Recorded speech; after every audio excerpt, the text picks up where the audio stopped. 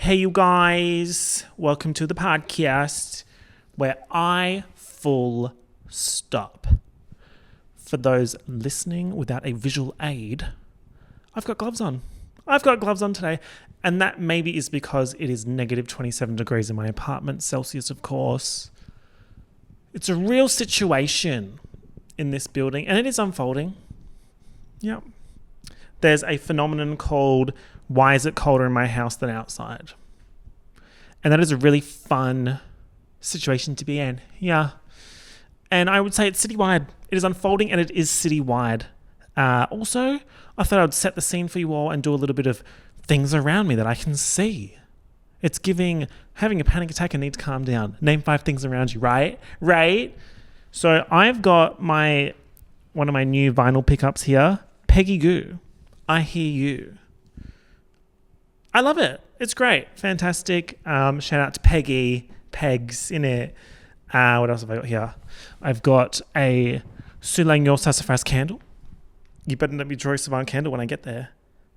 It's excellent. It's almost gone. Thank God they've been added to Mecca. So I can just go purchase from Mecca. Let's celebrate that. I can see my subwoofer. Oi, bro, you got subwoofer?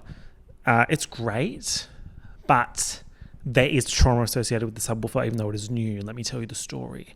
So I think it was approximately 13 hours after I'd purchased. Yeah, that sounds about right. Because I purchased it at 8 p.m. on a Thursday. And this was around about 9 a.m. the next day. So that's 13 hours, famously. And I was testing out the speaker, and this was around the time that JoJo Siwa Karma had just come out. And it is.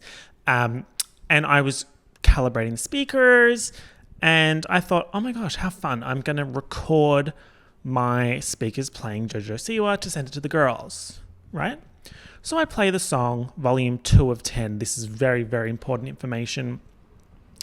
2 of 10 on these speakers is very, very, very, very loud. Actually, I'm going to show you all, okay? I was listening to some Megan just before. So if I press play, this is at volume 2 of 10. Right? Okay, so that's quite loud. Now, Spotify does this fuck-ass bullshit where it syncs the audio, like the volume level from your phone to your speaker. Absolutely unacceptable. So I recorded my little clip on my phone. I was like, hee hee ha ha. And then when it plays back on my phone, the phone volume takes over, which was 8 of 10. Are you with me?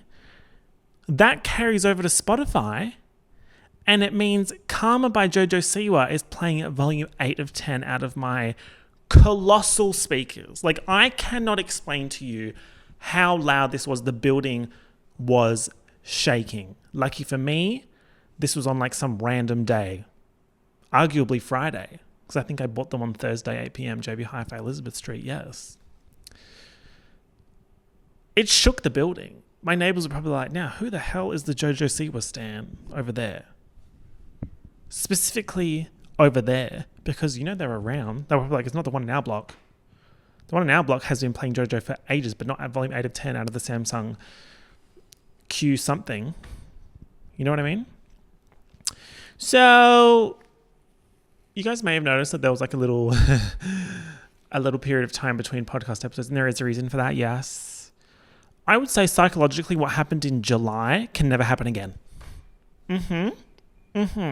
So I have this thing where I was pretty much immediately... No. So before I uploaded the podcast, I was experiencing something that rhymes with impressed and dressed to impressed. Yes, people of the podcast, I was depressed.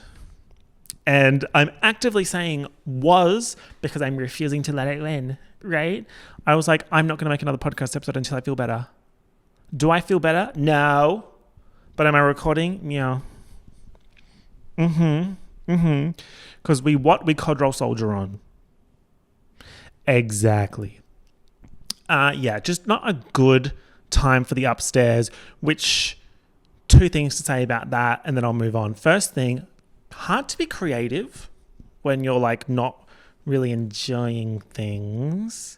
So I had a bit of a slump creative wise, but today I'm kicking goals. The stuff that I wrote like script wise this morning for my film script was so fun. I was like, wait, this is so good. And the other thing I was going to say was I don't want to talk too much about it because controversial opinion, I think if you're a, let's say, creator on the internet, whinging on the internet is a slippery slope because I don't think a lot of people want to hear that, right? Like if you think about, let's use like an extreme example, like Kendall Jenner. If Kendall Jenner is on the Kardashians talking about her mental health, you'll see like thousands of tweets of people being like, shut up, Kendall. Shut up, Kendall. No one cares, Kendall. But then it's like a smaller version of that is if you see like someone on TikTok or whatever whinging about their mental health, then people are going to be like, we don't care. This person has it worse. Moral of the story, there's always someone that's going to have it worse. And just think, do I want to be subject to having people yell that at me? There's your answer. So my sort of thing is when I feel that happening, I just sort of like, you know what? Maybe I'm going to step away. So I haven't posted on like TikTok and that kind of thing for a while because I was like, if I have 20% capacity, I'm going to use that 20% capacity on the thing that actually makes the dollars and the cents, which is YouTube, right? I make a big fat zero from TikTok. A big fat zero, yeah. So yeah, that's basically where I was. And that's that on that. Let's move on. Onwards and upwards. You know what they say. So, this podcast, I have so much to say. When do I not? Specifically, I want to talk about the ijbolympics and Brat winter. Because once again, the Northern Hemisphere shells its ass and forgets that there's people on the other side of the world. Brat summer, brat summer, brat summer, brat summer, brat summer, brat summer, brat summer.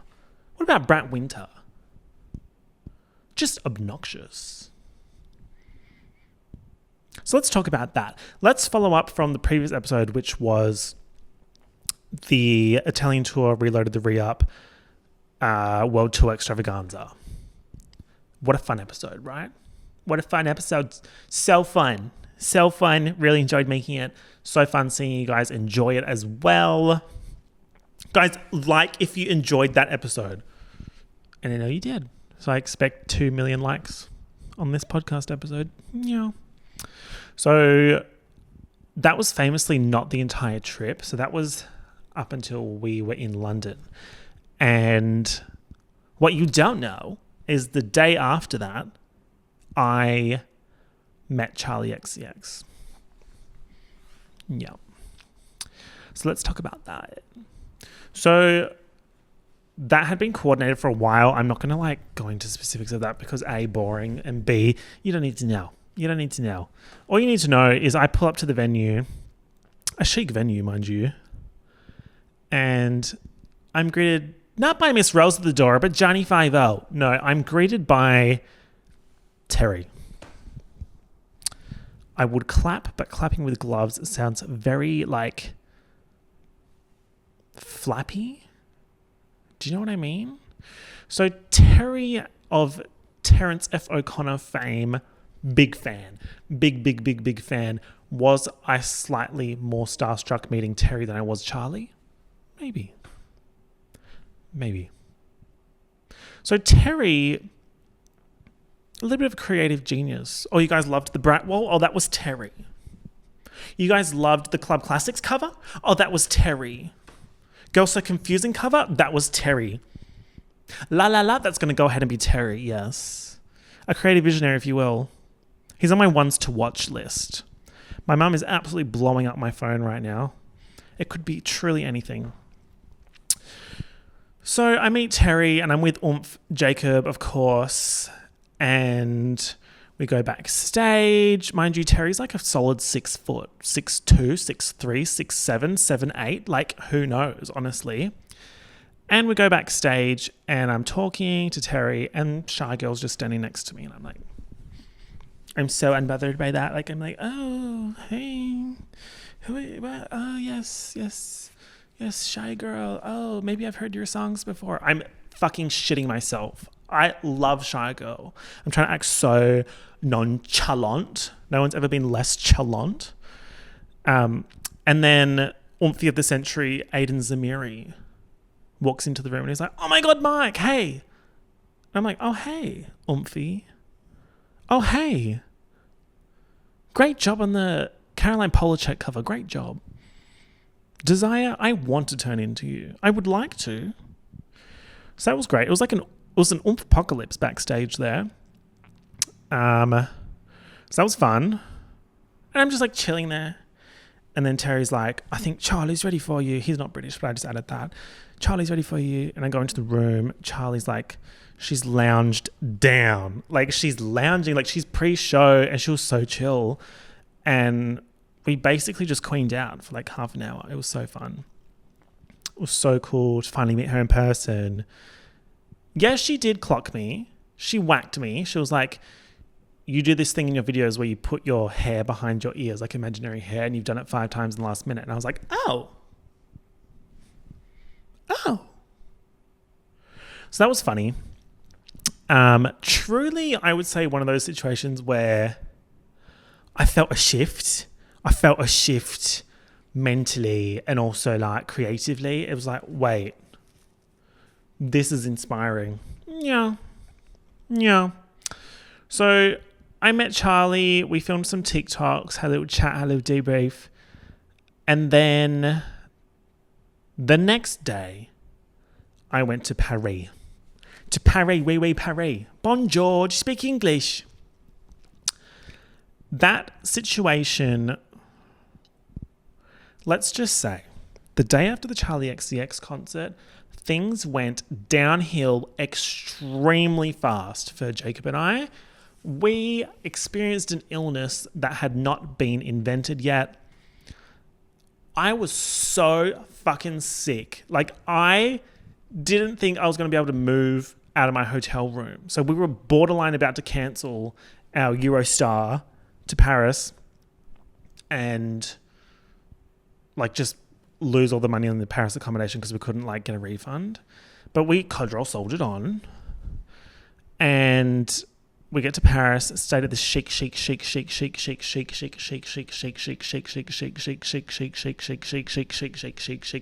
hotel. It was stunning. Jacob left after a couple of days, like he went back to Perth. And so I was in Paris by myself and I was so fucking sick. I was so sick. Never been sicker. And the whole reason why I had gone to Paris,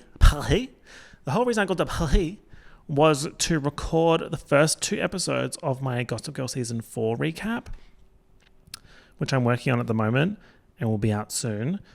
But when you watch that, just keep in mind that I had some previously undiscovered illness. So my voice is like,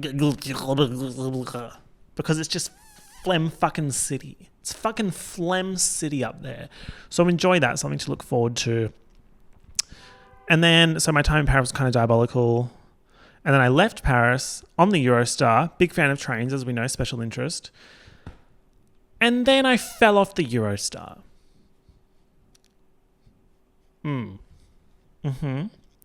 So extremely sick on the Eurostar. Feel like I'm about to perish from illness-related illnesses.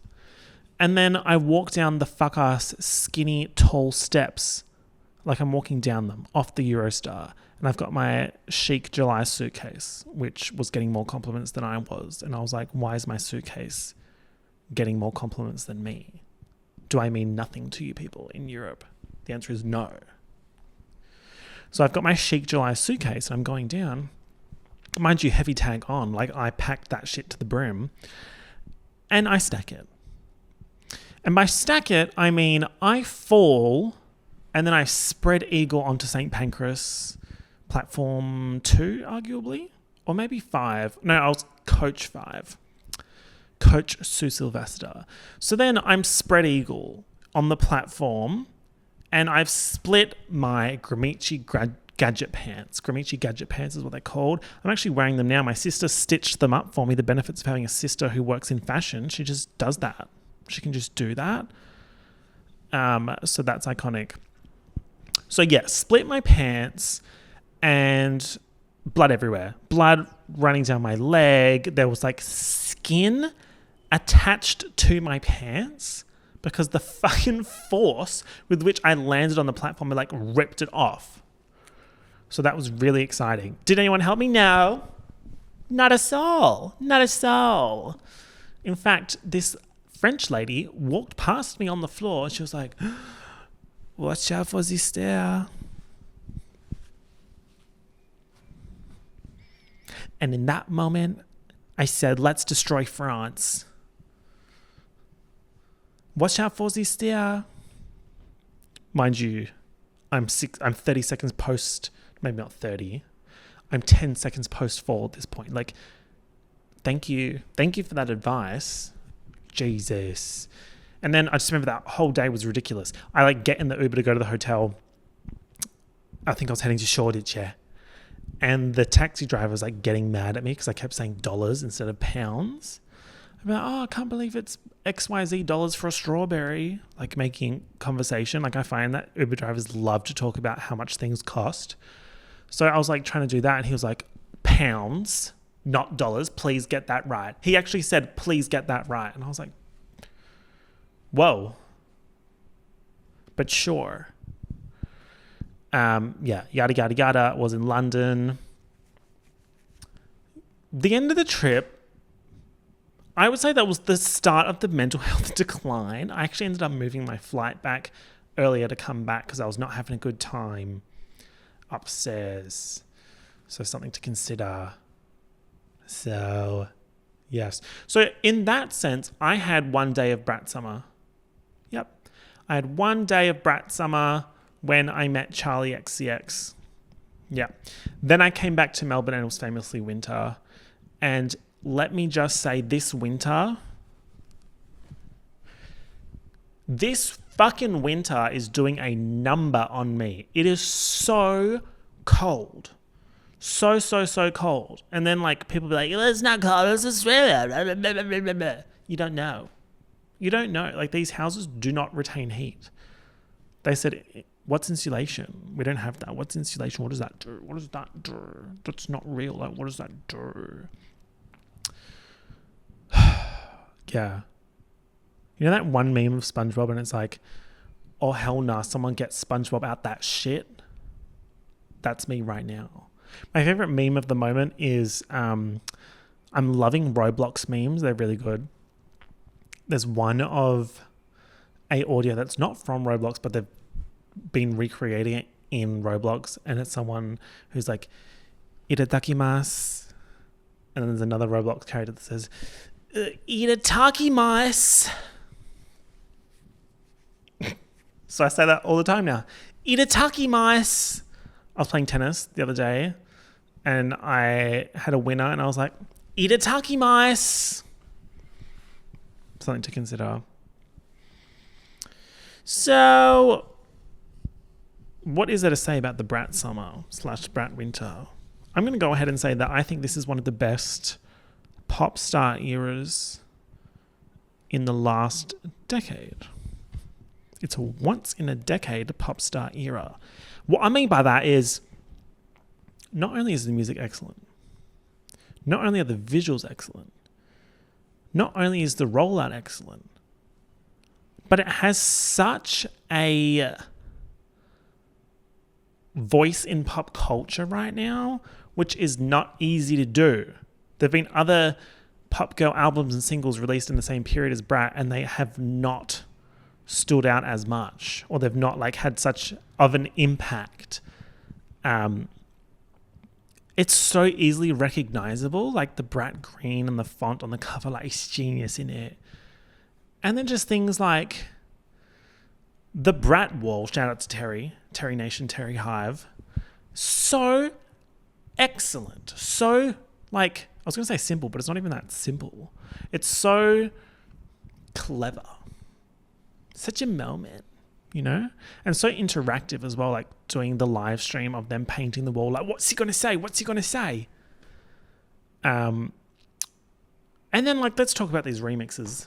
Girl, it's so confusing sometimes to be a girl. Excellent. The Guess remix with Billie Eilish. Oh, okay. Oh, okay. Yeah. Oh, okay. First time in the US top 40. Oh, okay. Yeah. Oh, okay. So cool. Music video, excellent. Aiden Zamiri, of course. You Gone Jump if AZ made it. Just so cool.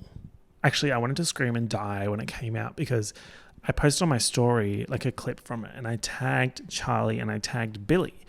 And then I was like, because I think Billy's got this setting on where like if you tag them, Instagram will be like, this person wasn't alerted of the message because they have blah, blah, blah on or something. So that came up in my tags and messages. I was like, what is this? I've never seen this before. And I clicked into the chat and it turned out I had sent Billie Eilish a message before. And I was like, now what the fuck is this? It was from 2018 when I did something like pretending to be a vocal coach. And I was talking about one of her songs or something. And I sent it to her on Instagram in 2018. Boy, if you don't get a fucking job. Anyway, I can't delete it. So I want to scream. Billie Eilish, if you are listening, which of course you are, just ignore it. Just ignore that message. That link doesn't go anywhere. That video got, I took it down. It was too controversial. I took it down.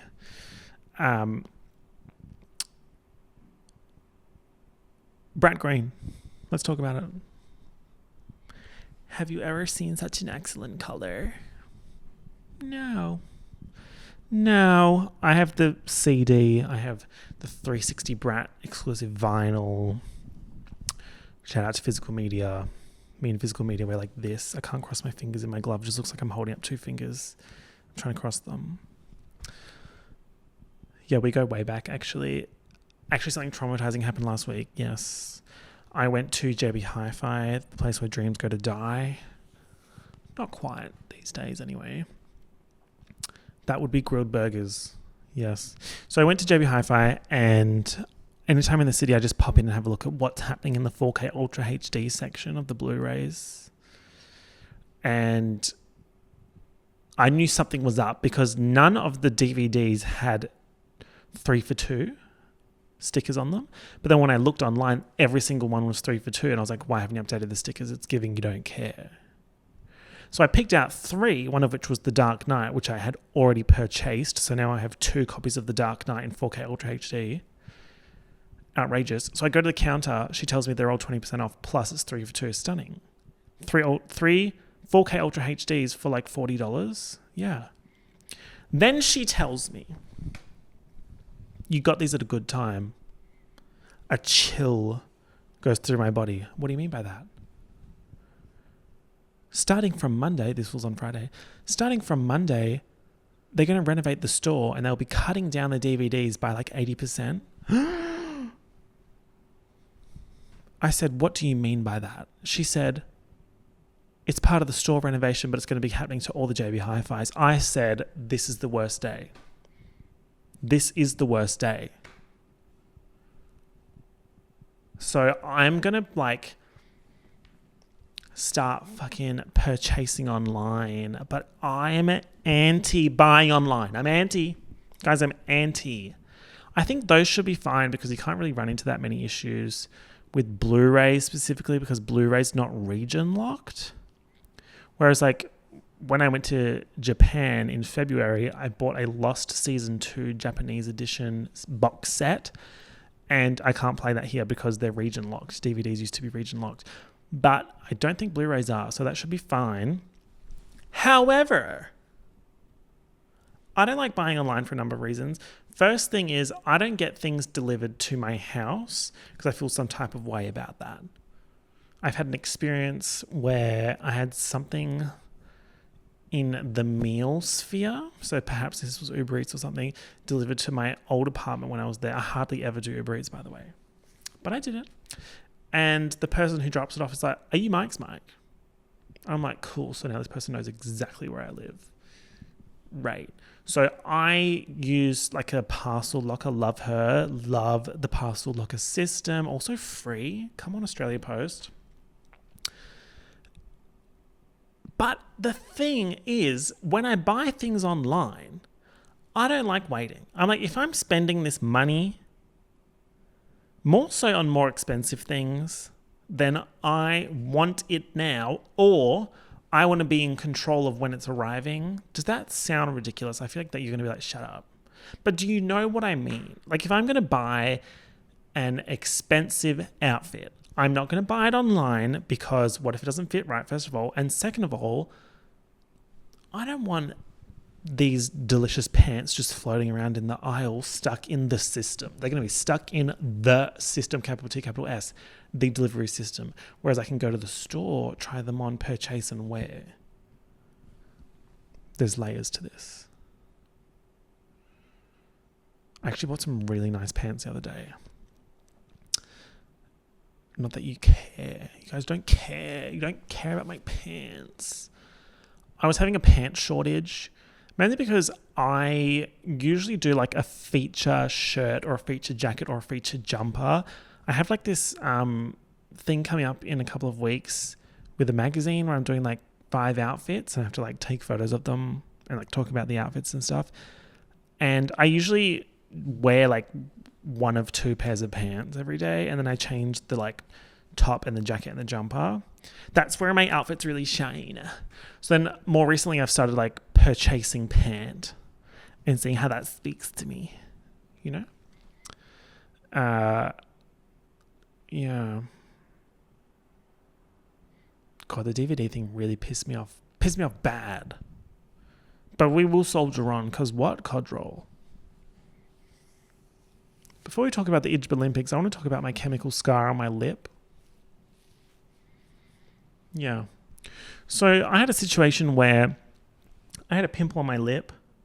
I used to have severe, I call them volcanic pimples, where like I would get one pimple that was like a little 6-in-1 deal. It's like one of those pens where you can like push down 5 colors. It was like one of those. And it would have 5 heads in it. It's like I used to have this gigantic one on my nose.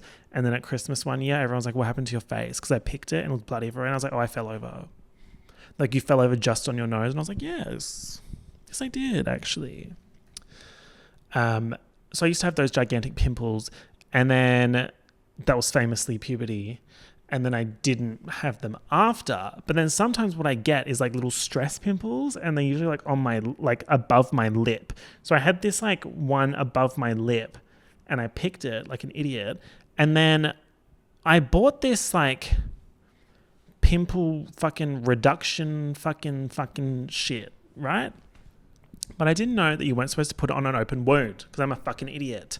So I put this, I think it was called Effaclar. So I put Effaclar on the pimple, like the bloody wound, and it stung so bad, and I gave myself some kind of like chemical burn, and then my lip like morphed. Like it turned like, I have this chemical scar on my lip. That is so ridiculous. But yeah, I do have a chemical scar on my lip. And then on my bottom lip, I had this gigantic pimple sitting underneath, but it was too close to the lip to use like a pimple fucking sticker. So then it was just this huge thing. And I was like, I learned my lesson, I'm not going to pick it. So I left it, and it was there for ages. And then when it went, it changed the geography of my lip. So it's like underneath my bottom lip, there's like an area that doesn't grow facial hair because it's so like, it changed history. I didn't pick it, and the outcome was arguably worse than if I picked it. Bruh. Let's talk about the Olympics. I'm calling it the ijbolympics. I'm mad about the time zone. I'm not happy about it. They're in France. Triggered. They're in Paris. Triggered. I can't watch these games without thinking of falling off the Eurostar and having like a previously undiscovered illness. The time zone is really shitting me because I love the ijbolympics. Like, I will sit and watch 4 hours of archery, like, whatever. Like, it does not faze me. Like, I am obsessed. I'm obsessed with aiming sports specifically and particularly. Archery, shooting. Do not get me started on the shooting. Let's go there. Let's do it. The women's shooting final, I think it was 10-meter air pistol, fierce. So fucking fierce. And they're all going viral because they look so cunty. Wait, I can't say that. The last podcast episode got demonetized. But they look so slay. They look so slay doing their little pistols. And they're all so talented. I'm like, I want to do that. I want to do that. And there's like 51-year-old guy from Turkey who just like doesn't have any kind of eye things, like assistance things, which you're allowed to use. He just like turns up and shoots the gun and gets like a fucking 11 out of 10. I'm like, what? What do you mean by that? What do you mean by that? Love the archery. Was watching the mixed team. I think it was like semifinals last night. So good. What else? I was also watching like skateboarding, BMX, all that kind of stuff. So cool. Skateboarding was so cool. I have this thing where I watch something, I'm like, yeah, I could do that. I want to do that. I watched the skateboarding. I was like, yeah, I could do that. Yeah, I want to do that. That's so, like, I say that in my future. Like, shut up. You're not going to do that. Things like swimming, I'm like, that's not for me. That's not for me. I'm not going to do that. But I'll watch a swimming race if Australia's in it, of course. Love when Australia gets a gold medal. Okay. I'm going to say something, but it's a joke. It's a joke. It's a joke. It's a joke. Even better if that means that America doesn't get a gold medal. Guys, I'm kidding. I'm kidding. I'm kidding. I'm kidding. I'm kidding. I'm joking. So I love the Olympics. Last Olympics, which I was going to say 4 years ago, which it was not because there was the COVID delay. So it was 2021. It was such a good time zone for me because it was in Tokyo, famously maybe 1 hour difference or same as Melbourne or something, or Perth, I don't know, but very similar. So when they would have their primetime events, it was primetime for me too, babe. 2021, what the hell else am I doing? I was rotting and I was making Pretty Little Lies videos and I was watching the Olympics. Truly a time to be alive. But this time, I get the end of events. Sorry, I get the start of events at the end of my day. So I'm staying up to 2, 3 a.m. to watch these things. Then I'm going to bed and then I wake up and Google's giving me a news alert that blah, blah, blah's won a gold medal. I'm like, well, shit, I didn't get to see it because the prime time is 4 a.m., 5 a.m., 6 a.m. my time. And I'm not getting up. I'm not getting up. Today, I got up early to play tennis at 9 a.m. and it did actually change my life a little bit. Like, it actually made my day immediately better because I'd done some exercise in the morning. Like, my usual routine is get up. No, my usual routine is stay up until some godforsaken hour, then sleep in my dungeon, my cold fucking dungeon. I have 3 heat packs. Yeah. And then I get up and I go to a cafe and I write for 1 hour. I've been doing that for ages, but I sort of fell off for a little bit and I changed it to like going to the cafe and just having a coffee or like having a coffee at home. But at the moment I'm in a very like crunch mode with writing. Like I have some deadlines with videos and also with scripts.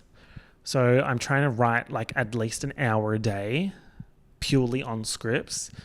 And if I can I have to do at least 2 pages, but if I can do more in the hour, that's excellent. Like today I did 4 pages and it was like so fun. So I'll do that and then I'll have lunch and then I'll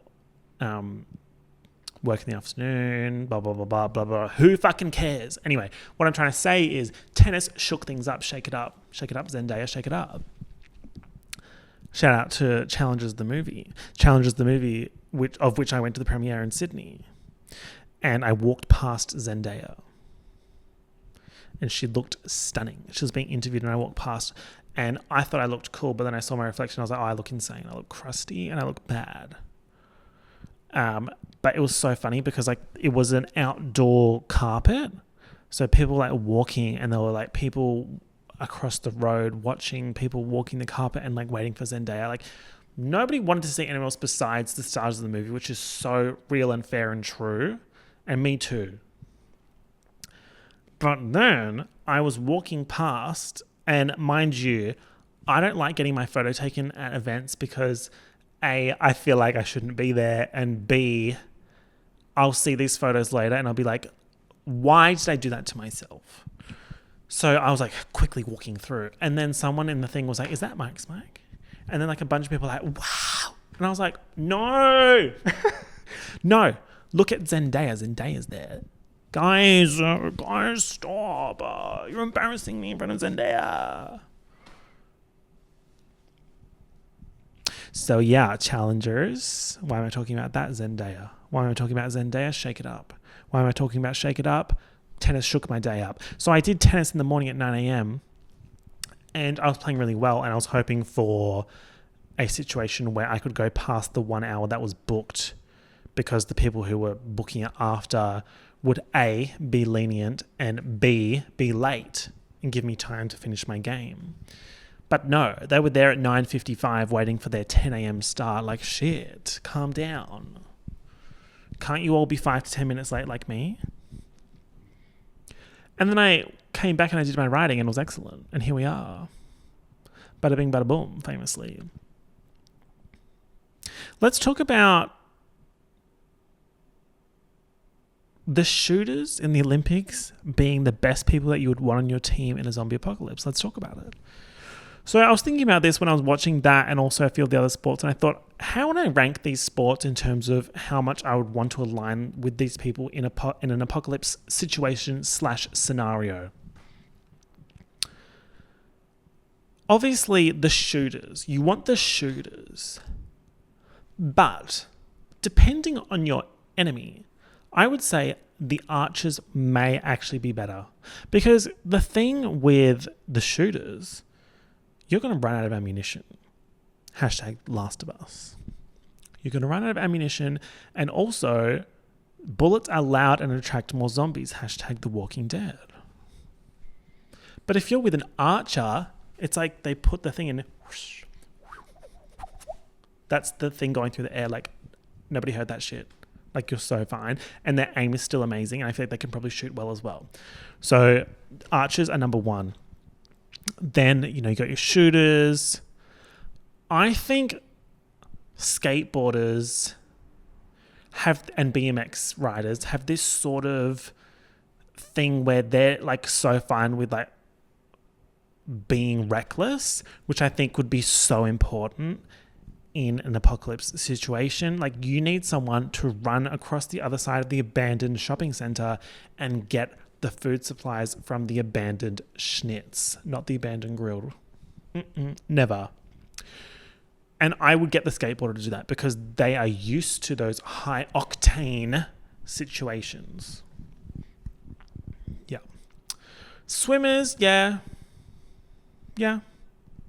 Happy for you, But are you adding as much value as a 100-meter runner in an apocalypse situation? Absolutely not. Just something to think about, something to consider. And then I sort of put myself, where would I be? Why would they want to align themselves with me? I think I have street smarts. I think I have a planning mind, I also look really good in combat gear / a cargo pant. So I think it's important to remember visuals. Like, just because it's the apocalypse, you can't immediately start looking bad. Like, what if you need to impress someone? Have you thought about that? I think they need to add bowling to the Olympics, the ijbolympics, because I bowled a 143. That was a record-breaking bowl. And I think it's also the spirit of competition that brought that out of me, because I went bowling with someone who I hadn't, or a couple of people who I hadn't been bowling with before. Now, previously on bowling, I would hit anything below a 75 is what I call a flop. What I mean by that is if I get less than 75, that is absolutely shite house. But if you get more than 75, it's like, okay, like you bowled. And then over 100 is like, okay, now we're talking. So usually I play 2 games. First game somewhere around 80, second game's around 100, 110. But then when I played this specific stint of bowling, these 20 frames of bowling, that's bowling speak, 20 frames. When I did my 20 frames with these 2 people who I hadn't bowled with before, I wasn't sure of their skill level. Now, one of them suddenly starts doing strikes and spares, and I didn't like that. I didn't like that, and my brain was like, all right, let's get competitive. And then from then on, I was strike, strike, spare, strike, strike. And I pulled out a 143 never seen before ever on that lane. I broke the record. They put my name up. It was really something special. My bowling form... I stick my leg out like a sassy little freak. And it feels good. Like, it feels good. And sometimes people will take a photo or a video of me bowling and I'll see it and I'll think, okay, I look like an idiot. But it could be anticipated as ignore the form, look at the result. You know what I mean? Like, sometimes people do things weird, but then the result, yeah, let's talk about that. Let's talk about the destination, not the journey. Let's buck the trend, you know what I'm saying? But then this particular bowling stint, I saw a photo that was taken of me and I believe I was wearing a jumper and a jacket combination with a baggy pant. And when they took this photo and I had my fucking sassy leg back, I looked like Grimace. I was built like Grimace. Grimace as in the purple bitch. Grimace as in the triangle. Grimace as in the cheap hash brown shape. You know when you have like good quality hash browns which are like a rectangle with rounded sides, and then you go to a place and they have like some kind of fuck ass hash brown, but it's like a triangle. Or like sometimes you go to a buffet and the buffet hash brown section is these small ass hash brown triangles. Don't piss me off. Oh my God, especially if they're not crunchy. The only reason why I would like a triangular hash brown is if they're crunchy. They have extra crunchability. Triangle's the strongest shape, as we know. Shout out to my engineers, my fellow engineers. And they have good crunch, unless they've been sitting in the, what's that called? The bun, no. Oh, bitch, I was going to say the banh mi. No, in the bayonetta. In the banana. Banana. I got my Gucci on tonight. Yeah, so obviously team rectangular hash brown. We're talking about hash browns because we're talking about what? We're talking about bowling. Grimace. Yes, I was giving Grimace. And I got my 143 bowl. They were so shocked in the lane when that happened. They stopped the music and they were like, what the hell? What the hell? Where was Cody Simpson at the Olympics? I thought he was like a swimmer now. I thought like that was the story of the summer. The story of the winter was Cody Simpson swimming at the Olympics. Imagine if I end up going to the Olympics for shooting. Cody Simpson will be so mad. He'll be like, I was supposed to be the one that had the crazy career pivot into it being an Olympian. Guys, imagine if at the next fucking Olympics, I just pull up and I'm doing shooting. That is so silly. But I want to do it. I want to do it for the bit. I want to train every single day, multiple hours a day for the bit. I'm all about the bit. I'm all about the bit. About the bit. No trouble. It's so lucky star. And I cry, cry, cry at the lonely heart singing. I think the Olympics need to be every year. For me.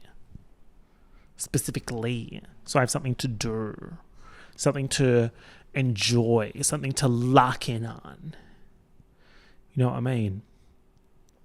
So after my record-breaking bowl, that was around about the same time that I went back for a neck massage at a specific Thai massage place.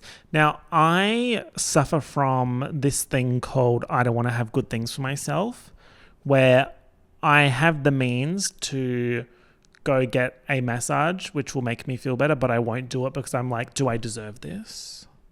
What's that called? What's that about? Anyway, so because since when I got back from Europe, which was end of June and a little bit earlier than expected, I worked every day until the end of July, pretty much. So it was like 35, 40 days where I worked every single day, including the weekend. It was kind of bonkers, but I had lots of deadlines and lots of things. And I was very depressed as well. Like, what else am I going to be doing, you know? And at the end of it, my neck and shoulders had never been stiffer. I broke the record for stiffest neck and shoulder. So I was like, I'm going to go get a neck and shoulder massage. And I go to the place. And I remember last time she beat me up, but I didn't expect her to beat me up so severely this time. Like, I was bruised. But it fucking worked. Like, oh, the tension, it was gone. It was so glorious. And I want to go back, but I currently have a pimple on my shoulder, like a lone pimple on my shoulder, that if I go, she's going to fuck it up. Like, she's going to fuck up my shoulder pimple real bad, and it's going to hurt extremely bad. In case you guys were wondering, I know you were wondering, why hasn't he gone back for a neck and shoulder massage? That's why. But that situation will be remedied, yes. I think they should add Crash Bandicoot 4 time trials to the Olympics. Yeah. I have been playing that religiously since 2020. I've been trying to get the 106%. People who watched me on Twitch, they know what I'm talking about. That game is evil. Yeah. I think I'm on 96% now. And I'm doing the time trials, and I've got I think there's 38, and I think I have 24 of them, of the platinum medals. I think I have like 32 or 33 sapphire, and then less gold, and then less platinum.